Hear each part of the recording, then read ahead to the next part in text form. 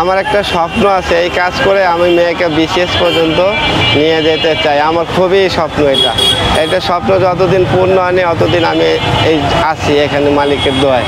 আমি এই জুতার কাজ করে খেয়ে না খেয়ে 3টা ছেলে মেয়েরে মানুষ করতেছি। একটা বড় মেয়ে হচ্ছে বিয়ে অনার্স সেকেন্ড গিয়ার পর্যন্ত পড়াচ্ছি, আর একটা পোলা আছে 8 পর্যন্ত পড়তেছে, আর একটা মেয়ে আছে 3তে পড়তেছে। আমি এই জুতার কাম করে খুব কষ্টভাবে খেয়ে না খেয়ে এইভাবে চলতেছি। আমি এখানে ঢাকা 18-20 বছর থাকি। এখানে এই 1 নম্বর রোডে এখানে কাজ করি, জুতার কাজ। এই 7 নম্বরে অনেক আগে একবার বোম মারছিল পায়ে, কেউ একটা হেল্প করেনি আমাদের।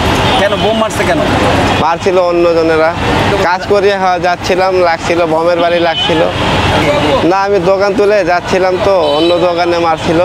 মারার পরে আমার এই জায়গাটা লাগছিল। আজ পর্যন্ত আমি কারো সহযোগিতা পাইনি, আর কষ্ট করে কাজ করছি।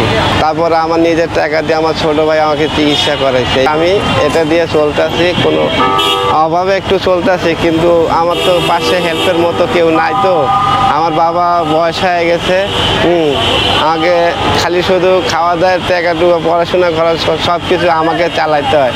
3টা ছেলে মেয়েরে। আমার মেয়ে বিসিএস যখন দিবে তখন আমার জীবনটা একটু সুখ আসতে পারে। আমি খুব আশা করি আছি আমার মেয়ের জন্য। অনার্স সেকেন্ড ইয়ার পরে তো আর কয়টা বছর পড়লে আমার মেয়েটা এগিয়ে যেতে পারবে। নানার অনেক সম্পদ আছে, দাদার সম্পদ আছে, আমরা পাচ্ছি না। আমার ঘরে সম্পদ, থাকার জায়গা আছে অল্প কিছু, এর ভিতরে অনেকগুলো 7-8 জন পরিবার আমরা থাকি। খুব কষ্টের ভিতরে আছি আমরা এখন বর্তমানে। আমার নানার এক সম্পদ আছে, নানা সম্পদ মানুষ দখল করে খাচ্ছে, আমরা পাচ্ছি না লড়তে। আমাদের অর্থ নাই, টাকা পয়সা নাই দেখে আমরা তাদের সাথে পারতেছি না গ্যাঞ্জাম করতে। আমরা যাইও না মারামারি করতে গেলে ওরা মায়েরা ফেলাইব, এই হুমকে দেয়। আমি হিন্দু, জুতার কাজ করে দেখি আমাকে কেউ ছোটোভাবে ভাবে না, সবাই আমাকে মামা ভাবে, সবাই ডাকে।